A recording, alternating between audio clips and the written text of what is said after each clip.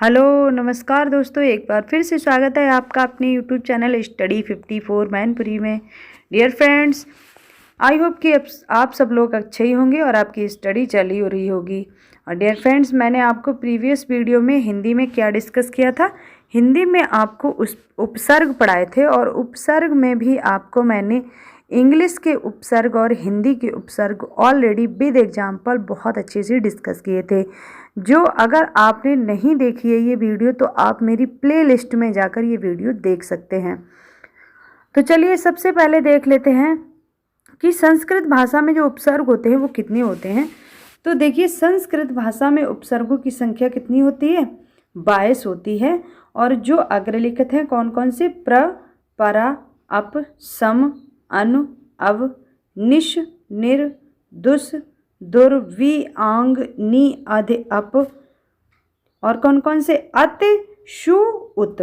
ठीक है, अत, शु, उत, अव, प्रत, पर। और 22 टोटल तो याद नहीं रह सकते हैं। इनमें से कुछ आपको इम्पोर्टेंट उपसर्ग बता देते हैं जो एग्जाम के पॉइंट ऑफ व्यू से बहुत ज़्यादा इम्पोर्टेंट हैं। तो देखिए, एक तो प्र आता है, दूसरा अप आता है, शम, अनु, और निश भी आता है, निर, एंड कौन सा? दुर, वि, अध, अप, अत, शु, उत, अव, प्रत, पर और उप। इतने उपसर्ग आपको याद रखें। और डियर फ्रेंड्स, बहुत जल्द मैं आपको इन्हें याद करने की ट्रिक बनाने वाली हूँ, तो उस पर अभी हमारा वर्क चल रहा है। ये जितने भी उपसर्ग और प्रत्यय हैं उनको याद करने की एक बहुत ही अच्छी ट्रिक लाने वाले हैं जो आपको एक वीडियो में मिलने वाली है। ठीक है, तो चलिए चलते हैं, नेक्स्ट देख लेते हैं। जो गम धातु है, देखिए गम धातु है, उस गम धातु से जो विभिन्न शब्द बनते हैं उनमें आप कैसे उपसर्ग का यूज करेंगे संस्कृत भाषा में। देखिए, गम धातु का मतलब होता है, आपने हिंदी में पढ़ा होगा, हिंदी में या फिर संस्कृत में आपने पढ़ा होगा, जिसमें आप कुछ रूप याद किया करते थे, जिसमें धातु होती थी क्या? गम। गम धातु है, अगर मान लीजिए गम धातु है, गम धातु है तो आप गम धातु के रूप कैसे याद करते थे? गम धातु है और इस गम धातु के रूप कैसे याद करते थे? गच्छ। इंग्लिश में मतलब है इसका अर्थ है गच्छ। ठीक है, अब इस गच्छ के रूप आप याद करते थे, गच्छत, गच्छता, गच्छन्त, गच्छस, गच्छता, गच्छत, गच्छामि, गच्छावा, गच्छामा। ओके, तो इस तरह से पुरुष हुआ करते थे तीन हमारे, प्रथम पुरुष, मध्यम पुरुष और उत्तम पुरुष। ठीक है, तो इस तरह से आपको धातु और वचन और जितने भी रूप होते थे वो अच्छे से याद हुआ करते थे। अगर आपको वो याद हैं तो आप उपसर्ग बहुत अच्छे से यूज कर सकते हैं, कोई भी धातु का वर्ड आ जाए। ठीक है, जैसे कि गम धातु का वर्ड लिया है, देखिए गच्छत। अब गच्छत में उपसर्ग यूज किए हैं, मान लिया अन उपसर्ग यूज किया है, तो जब अन उपसर्ग प्लस गच्छत वर्ड में जोड़ देंगे तो क्या हो जाएगा? अनुगच्छत। ओके, इसका अर्थ क्या होता है? पीछे पीछे जाता है। ठीक है, अनुगच्छित का मतलब है पीछे पीछे जाता है और गच्छत का मतलब है जाता है, ओनली जाता है। ठीक है, तो देखिए उपसर्ग के लगाने से यानी कि अनु के ऐड करने से अर्थ में परिवर्तन हो गया। क्या हो गया? पीछे पीछे जाता है। पीछे पीछे शब्द इसमें क्या हो गया? ऐड हो गया, एक उपसर्ग अनु जोड़ने की वजह से। ठीक है, चलिए नेक्स्ट समझ लेते हैं। उपसर्ग गच्छत। गच्छत में आपने उप जोड़ दिया तो उपगच्छत आपका शब्द मिल गया और इस शब्द में जो उप लगने से इसका अर्थ क्या हो गया? पास जाता है, यानी कि पास शब्द इसमें ऐड हो गया। वैसे हमारा गच्छत का मतलब क्या होता है? गच्छत का अर्थ क्या होता है? जाता है। ओके, इसी तरह से अव लगा दिया आपने गच्छत में तो अवगच्छत हो गया और अवगच्छत का मतलब होता है समझता है। ठीक है, इसी तरह से आ उपसर्ग आपने ऐड किया गच्छत में तो आगच्छत हो गया। आगच्छत का मतलब है आता है और ओनली गच्छत का मतलब होता है जाता है। ठीक है, तो इस तरह से कितना अधिक परिवर्तन होता है उपसर्ग के ऐड करने से। इसी तरह से निर उपसर्ग समझ लेते हैं। निर के लगने से निर्गच्छत हो गया और निर्गच्छति का मतलब होता है निकलता है।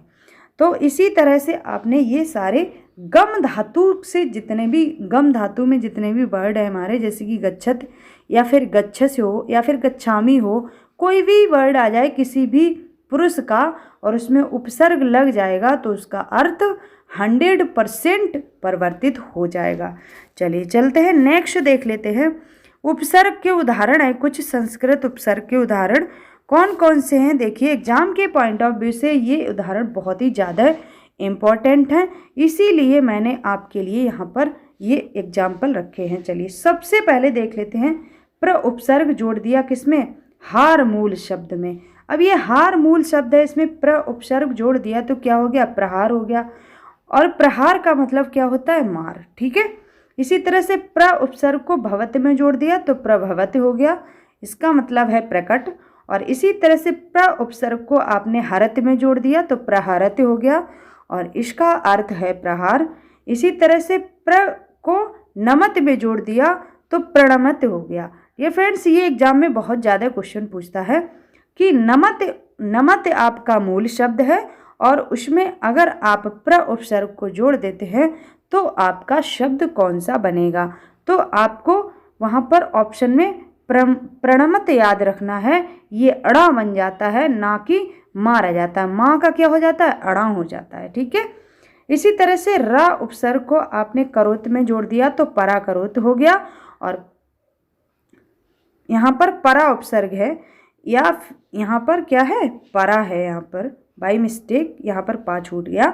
तो परा उपसर्ग को आपने करोत में जोड़ा तो परा करोत हो गया और परा करोत का मतलब होता है भगाता है। ओके चलिए चलते हैं, नेक्स्ट देख लेते हैं एग्जाम्पल हमारे।